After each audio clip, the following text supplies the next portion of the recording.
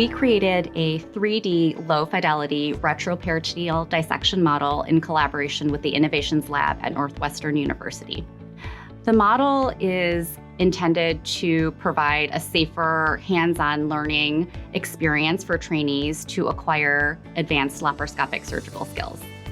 The advantage of this model is that it is more accessible and cost-effective and without the traditional ethical considerations that might be faced through other simulation models. So often the challenges in complex surgery, for example, endometriosis surgery or large fibroid pathology, there is greater risk of blood loss and complications. It may require more advanced surgical techniques, such as uterine artery ligation and ureterolysis, to facilitate safer surgery. So specific techniques that we utilize during these types of surgeries are retroperitoneal dissection to isolate uterine vasculature, such as the uterine artery, to perform advanced dissection techniques, such as dissecting out the ureter. The model provides the ability for the trainee to explore these skills in a more repetitive manner, in a safer way. In contrast to previous models, which have potentially used more generic materials, we have found that the use of 3D printed structures, such as blood vessels and ureters, can provide more anatomic fidelity for the learner and also recreate a more realistic surgical environment through accurate anatomic feel and structure and relationships of the ureter, the uterine artery, and the other associated vasculature, as well as a lifelike peritoneal layer that is laid over these structures. And furthermore, the model is mounted within a plastic bowl-like structure that can mimic the bony pelvis and replicate a realistic surgical environment. The model is compact. It can be used in a variety of simulation environments, such as a laparoscopic box trainer. There are several phases in the design of our simulation model.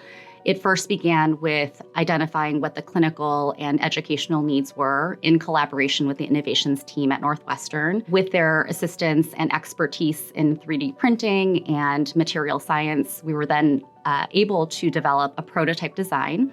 We tested the validity through a pilot study with both attending gynecologic surgeons and gynecologic surgical fellows, and received their input and feedback, which allowed for iterative design in terms of refining the model that we had.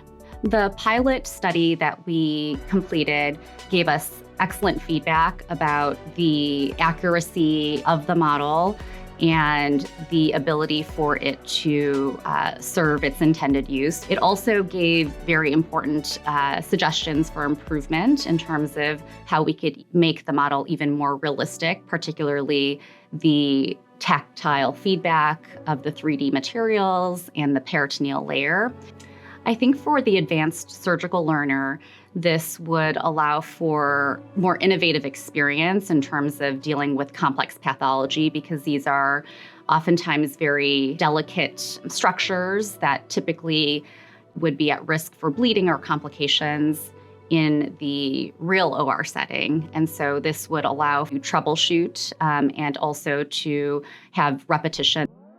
As a surgeon, as well as an educator, it allows me to really promote patient safety and better patient outcomes by enabling our learners to develop these advanced skills that they ordinarily wouldn't be able to do without access to simulation environments like this. The importance of innovation and simulation education is so essential in terms of providing the best care that we can for patients, especially when they're seeking surgical management for more complex pathology.